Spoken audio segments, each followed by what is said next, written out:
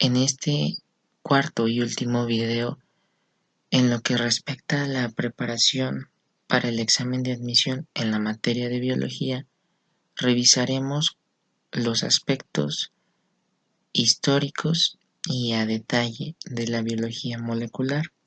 Comenzaremos con las leyes de Mendel y terminaremos revisando los procesos de transcripción, replicación y traducción del ADN.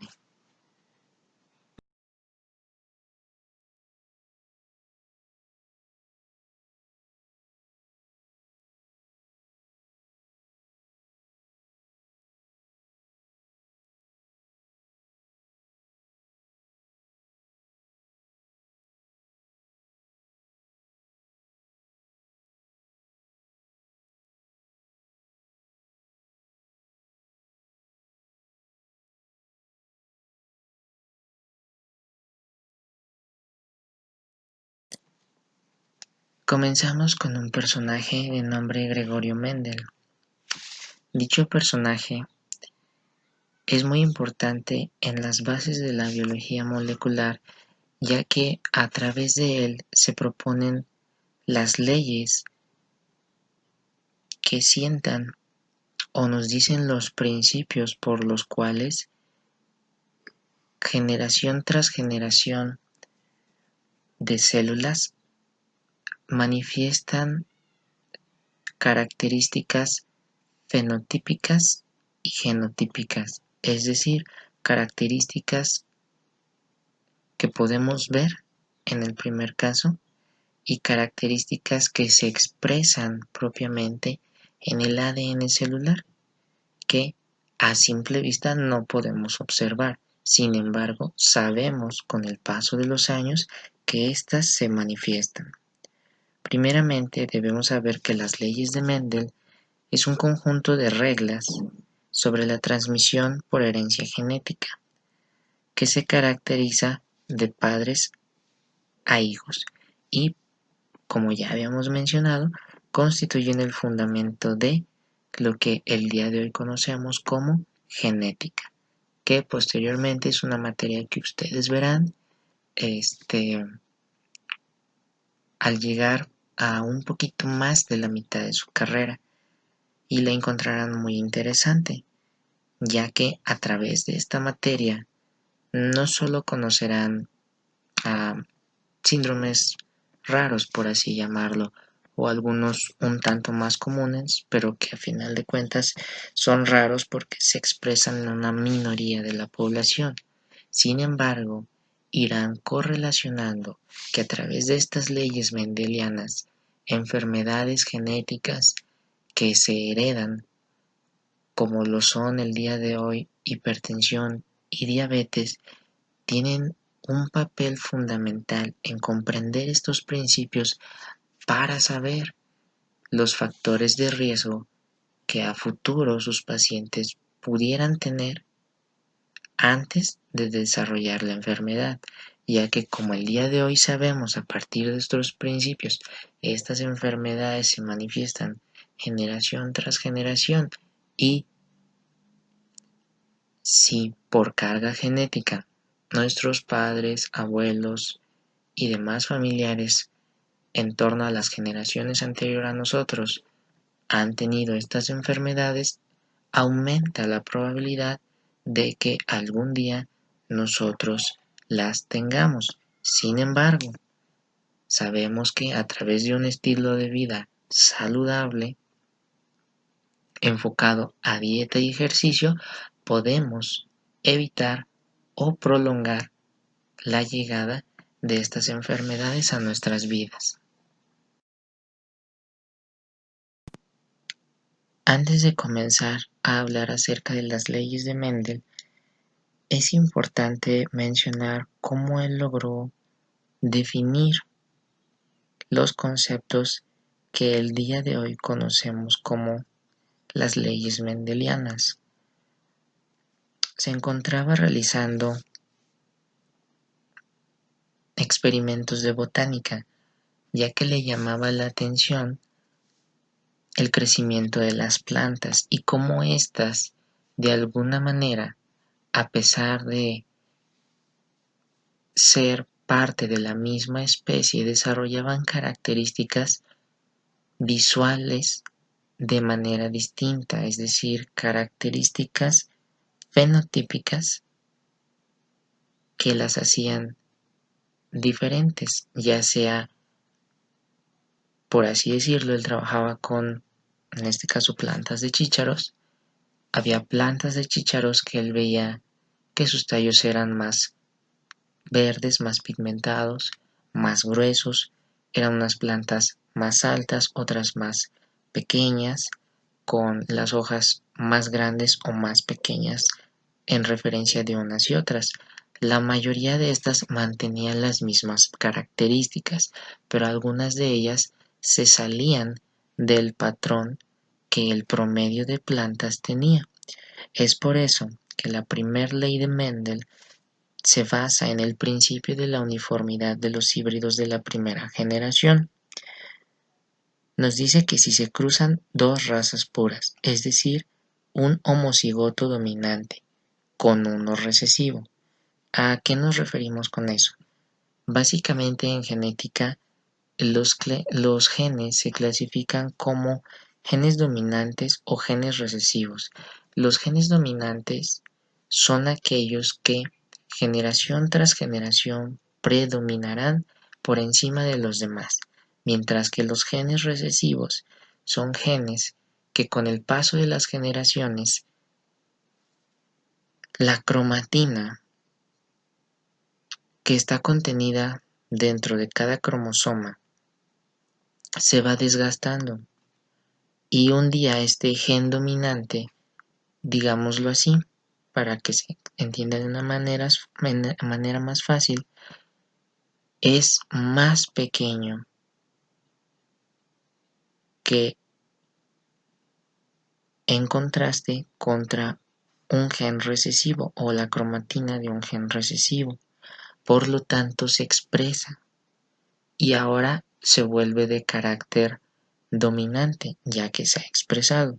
Hay que recalcar que no es que en un gen recesivo se vuelva o se convierta en un gen dominante, sino que simplemente llega a un punto dentro del paso de las generaciones que el gen recesivo, propiamente la palabra correcta es manifestarse, se manifiesta y de esta manera brinda una característica distintiva a ese individuo. Por ejemplo, llamemos una enfermedad a la que ustedes quieran ponerle el nombre y ejemplo que quieran. Generación tras generación, en una familia, los individuos nacen y tienen características normales. Sin embargo, existe o se tiene el antecedente de que hace muchos años en esa familia hubo un miembro cuyas características de sus brazos y sus piernas eran ser más largos de lo normal. Años más tarde, nace un pequeño individuo que con el crecimiento va manifestando precisamente esas características y tiene los brazos y piernas más largos de lo normal, siendo así una característica distintiva. Sin embargo, es la manifestación de un gen recesivo. Entonces, básicamente, esto es lo que nos explica la primera ley de Mendel, donde nos dice que los descendientes de la primera generación serán todos iguales entre sí, fenotípica y genotípicamente. Esto nos habla de características en base a cuando se hacen estudios de gemelos homocigotos, es decir, gemelos que tienen las mismas características, nacen con el mismo sexo y tienen un parecido de más del 90% físicamente. Obviamente, hablar de un embarazo gemelar pues no es algo común o cotidiano, mucho menos de gemelos totalmente idénticos, pero sin embargo, a través de sus experimentos con las plantas de chícharos, esto es lo que él veía, ya que recuerden que la especie humana ha tardado miles de años en evolucionar. En tan solo 100 años aproximadamente solo podemos desarrollar 3 generaciones, mientras que las poblaciones de plantas o insectos, principalmente los últimos, desarrollan generaciones, miles de generaciones, mejor dicho, en ese mismo periodo de tiempo que es un año, en mayor cantidad de nosotros. Por lo tanto, su evolución, su avance, su adaptación a las condiciones del medio es más rápido en ellos que en nosotros.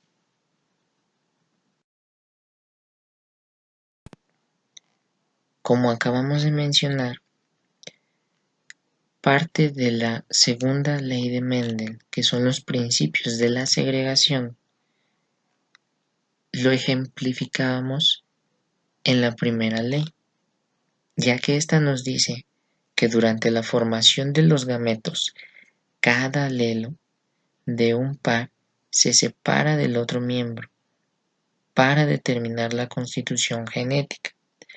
La clave de esta ley está en el nombre, principios de la segregación. ¿Qué quiere decir segregar?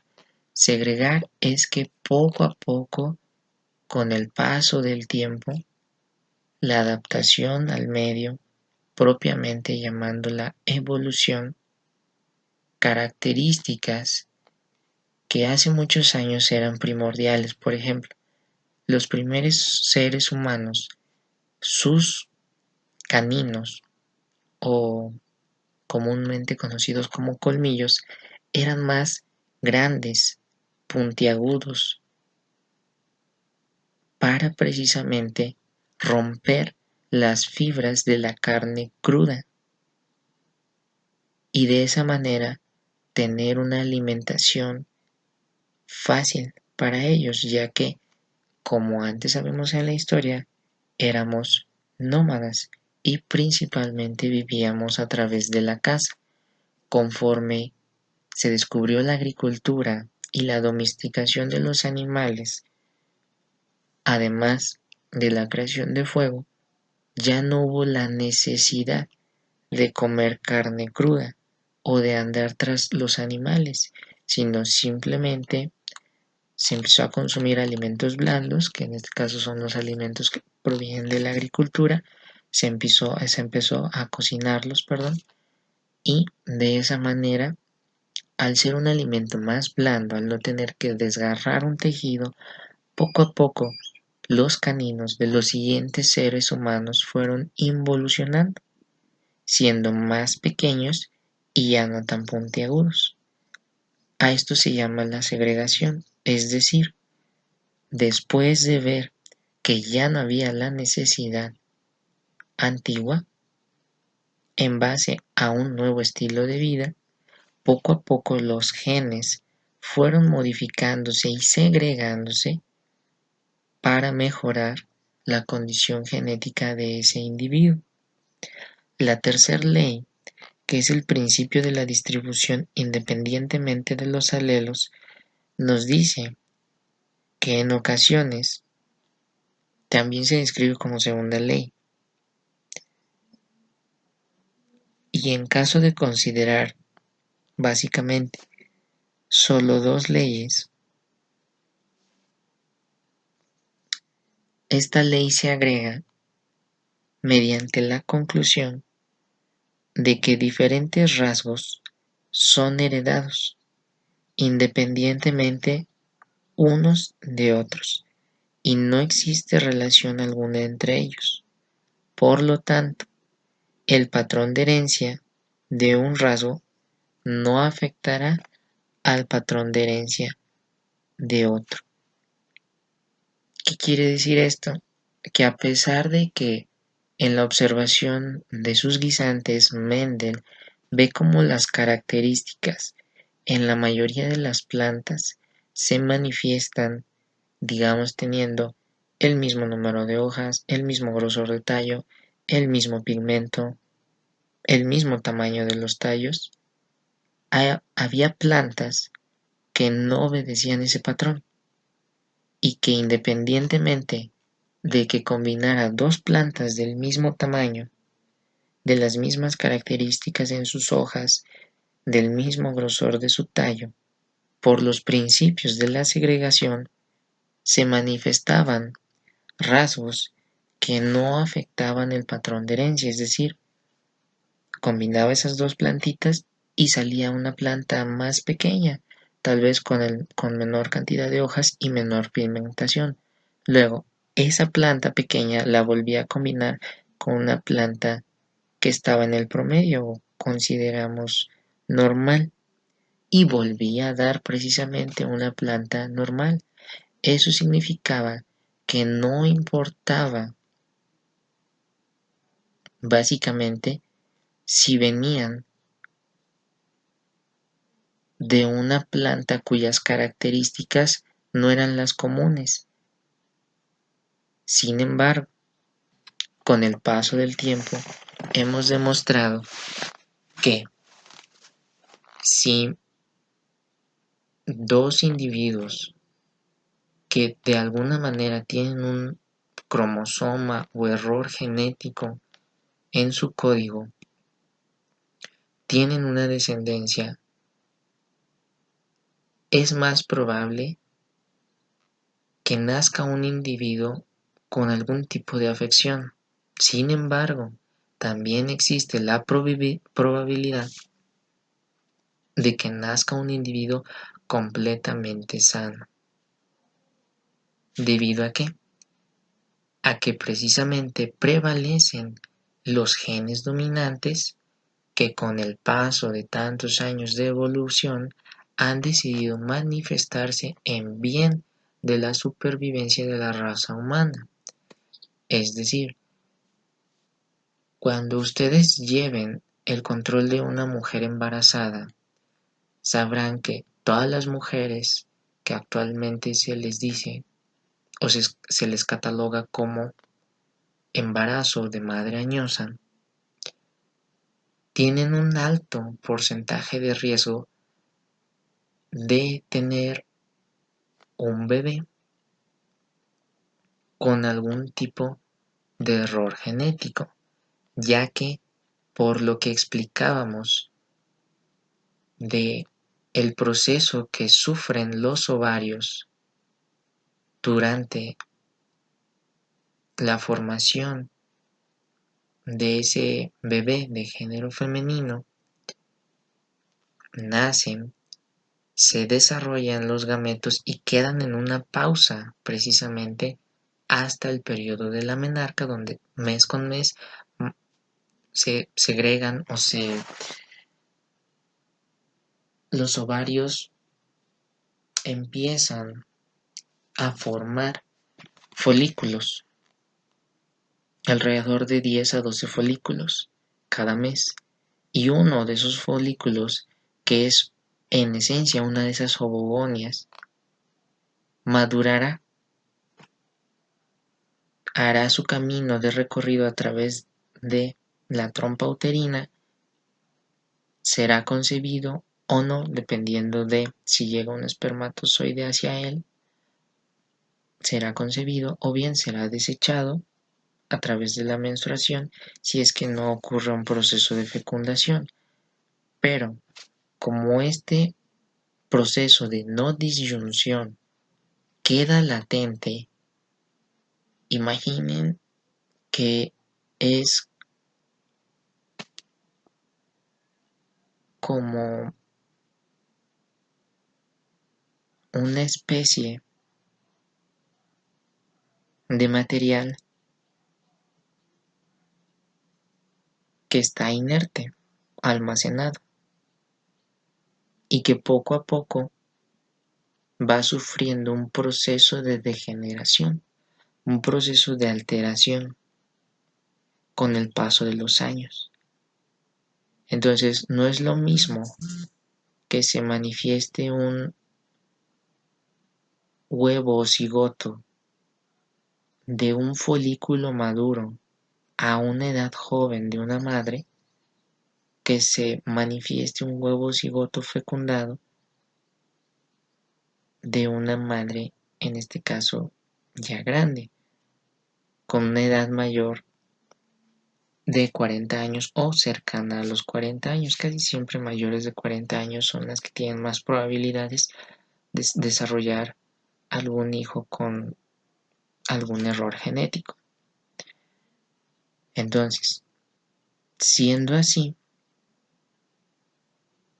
el cuerpo humano, aunque todo indique que pueda tener una manifestación errónea, trata de prevalecer lo mejor para ese nuevo ser, ya que ese nuevo ser es una nueva vida, con una infinita cantidad de posibilidades, desde desarrollar posteriormente una nueva vida hasta sufrir procesos de adaptación que precisamente puedan ser heredados en función.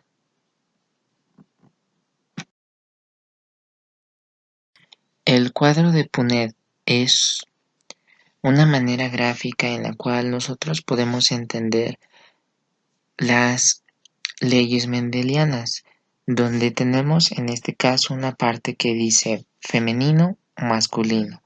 Después tenemos con letras mayúsculas los alelos dominantes y con letras minúsculas, en este caso los alelos recesivos o la parte de genes dominantes y genes recesivos. Si se fijan, nosotros tenemos a final de cuentas la combinación de una letra A mayúscula con una letra A minúscula. Sin embargo, ¿qué pasaría si un gen dominante que se manifiesta generación tras generación, sujeto a una enfermedad,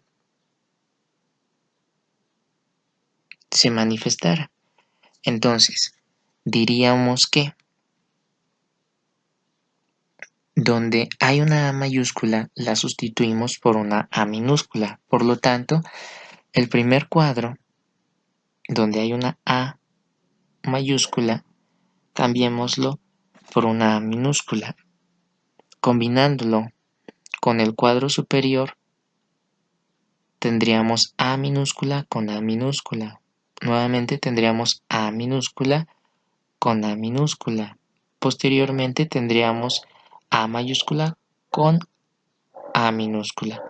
Y nuevamente A minúscula con A mayúscula, teniendo así un 50% de probabilidades de que se manifieste ese gen recesivo. Y de esa manera explicamos gráficamente las leyes mendelianas. En esta imagen podemos ver de una manera más clara lo que explicábamos en el cuadro de Punnett anterior. Lo ejemplificamos con una P de color morado y una P de color blanco. Al combinar una P morada con una P morada, obviamente vamos a tener una flor morada. Pero al combinar una P morada dominante con una P blanca, sigue ganando la P morada. ¿Por qué? Porque es dominante. Nuevamente una P blanca pero con una P morada que es dominante nos produce una flor morada. Pero una P blanca con otra P blanca nos produce una flor que en este caso se manifiesta y ya no es dominante, es una característica recesiva y por lo tanto al estar a la par genes recesivos pueden manifestarse teniendo así 4 posibles combinaciones, de las cuales el 75%, como dijimos, prevalece ante la dominancia de los genes y en este caso las leyes de la herencia que hacen o dicen que esas características son las que generación tras generación se han desarrollado con normalidad, mientras que existe un 25% de probabilidad de que se manifiesten características que tal vez no son 100% iguales a las que nosotros consideramos normales, pero que son compatibles con la vida y de esa manera nos crean una opción diferente. Ahora, para conocer propiamente la estructura de un cromosoma, primero debemos definirlo. Cromosoma como tal es una estructura organizada, formada por ADN y proteínas, y va a contener la mayor parte de la información genética de un individuo en específico. Dentro de las partes de un cromosoma tenemos el centrómero, que es la parte primaria que cuando se ve bajo el microscopio a través de sustancias químicas que nos permiten teñirlo y distinguirlo del resto, se vuelve hacia su centro el tinte que nosotros colocamos y de esta manera logramos ver que es donde se encuentra la mayor parte de material. Es por eso que se ve de un color más oscuro que el resto del cromosoma. Posteriormente tenemos los telómeros, que digámoslo así, son los brazos del cromosoma. En este caso, están constituidas por ADN no codificante. Eso quiere decir que son altamente repetitivas y la función principal es la estabilidad estructural de este. Conforme suceden los procesos del ciclo celular y su replicación, duplicación y formación de una célula madre a dos células hijas, poco a poco estos telómeros se van acortando y llega un momento en el cual ya no poseen el suficiente material genético para duplicarse una vez más. Por lo tanto, es cuando hablamos del proceso de apoptosis, que es una muerte celular programada, ya que esa célula no carece del material suficiente y las condiciones suficientes para dar origen nuevamente a una nueva célula.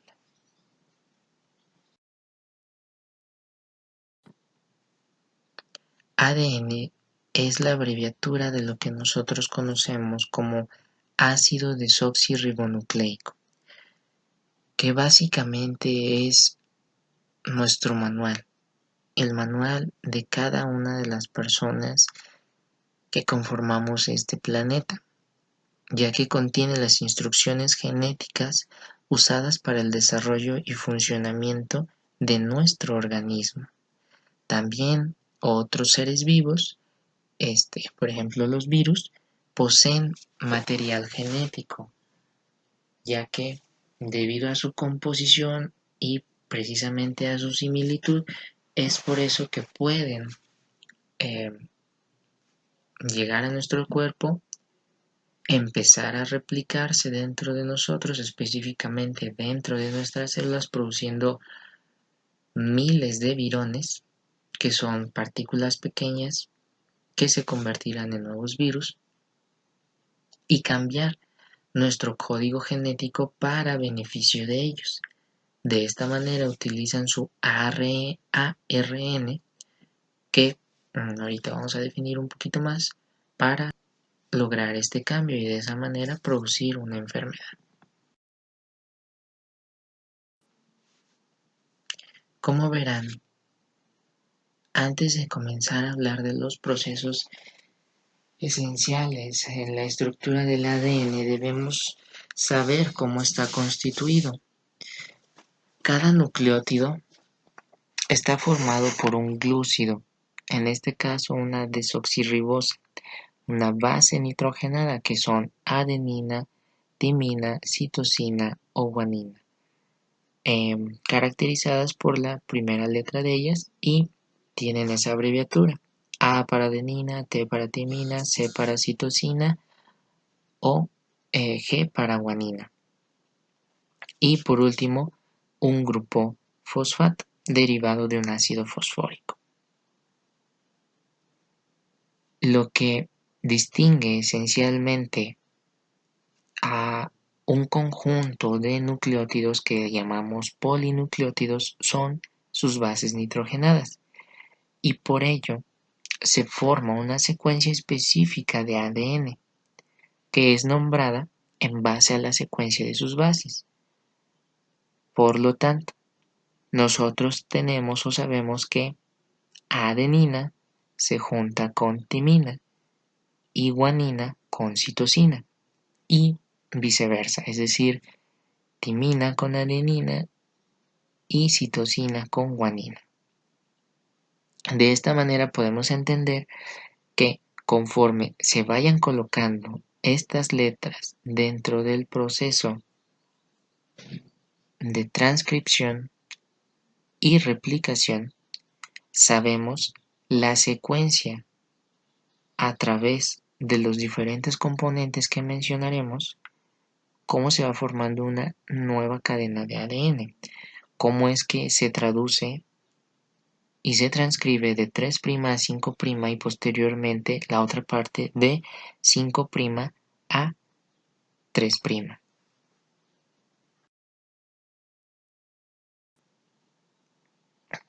En un gen, una secuencia de nucleótidos a lo largo de una hebra de ADN se transcribe a un ARN mensajero.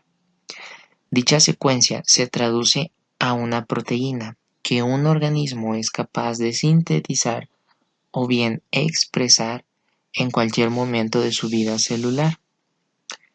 La relación entre esta secuencia de nucleótidos y la secuencia de aminoácidos viene determinada por un código genético, el cual se utiliza durante el proceso de traducción o síntesis de proteínas. Al conjunto de 3 nucleótidos lo conocemos como triplete y está representado por las letras iniciales de las bases nitrogenadas. Los tripletes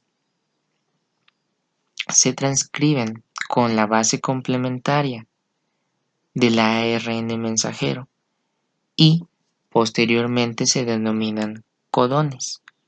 Para esto es relacionar el ejemplo anterior, donde tenemos las letras del triplete y posteriormente la base complementaria, es decir, la letra con la cual se conjuga dicha base nitrogenada.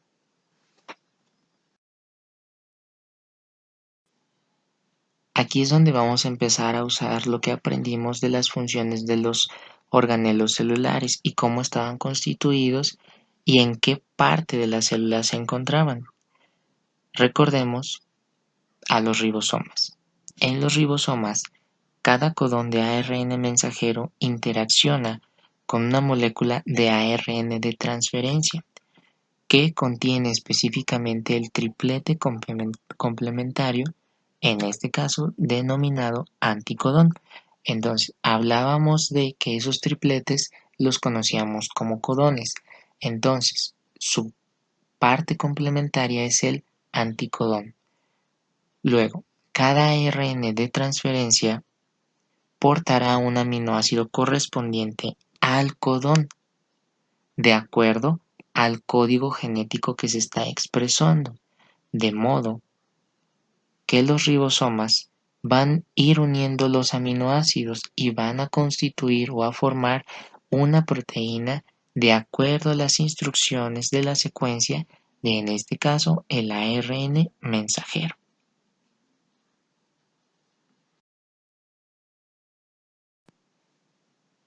La replicación del ADN es un proceso en el que se obtienen copias o réplicas propiamente dicho, idénticas de una molécula de ADN. Por lo tanto, es fundamental para la transferencia de la información genética. Y dicho mecanismo consiste principalmente en la separación de las dos hebras de la doble hélice que conocemos, que va básicamente de 5' a 3' y la otra hebra de 3' a 5', las cuales servirán de molde para la posterior síntesis de cadenas complementarias. Ahora definiremos el ARN, el cual significa ácido ribonucleico. Es un ácido nucleico formado por una cadena de ribonucleicos. Está presente tanto en células procariotas como en eucariotas y es el único material genético, como habíamos mencionado, de los virus. Así como en el ARN también está formado por una cadena, en este caso de monómeros llamados nucleótidos. Estos se unen uno tras otro mediante enlaces fosfodiéster cargados de manera negativa. Por lo tanto, cada nucleótido está formado por tres componentes: un monosacárido de 5 carbonos conocido como pentosa, en este caso llamado ribosa, un grupo fosfato y una base nitrogenada, que puede ser adenina, citosina, guanina, y aquí cambiamos a una nueva base nitrogenada que vamos a conocer como uracilo. Ahora definiremos los tipos de ARN. El ARN mensajero es aquel que lleva la información sobre la secuencia de aminoácidos de la proteína desde el ADN hasta el ribosoma, en el cual se sintetizan las proteínas de la célula.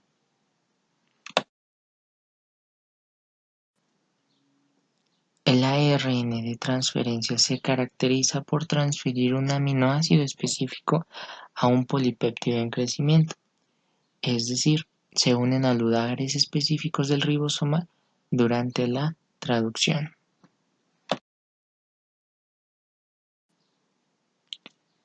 Por último, hablaremos del ARN ribosomal.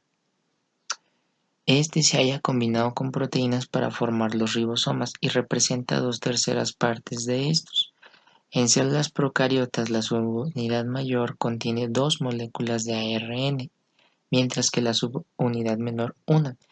Y en células eucariotas, la subunidad mayor contiene 3 moléculas de ARN y la menor solo una. Como tal, con esto finalizamos este curso virtual que hace referencia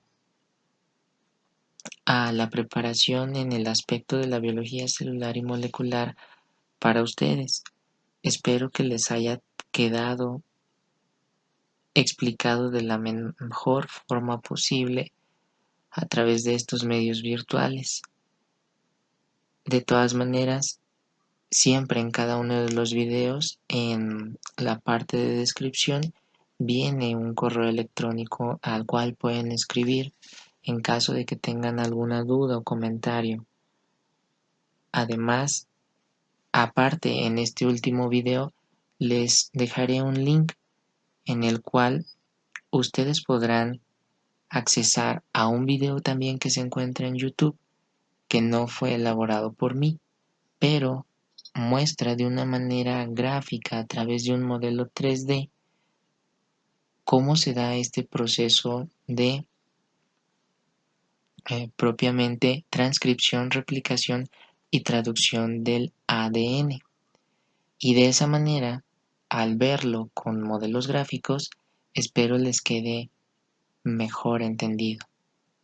Les deseo que les vaya muy bien en su examen de admisión a medicina y que a futuro pueda verlos como buenos médicos.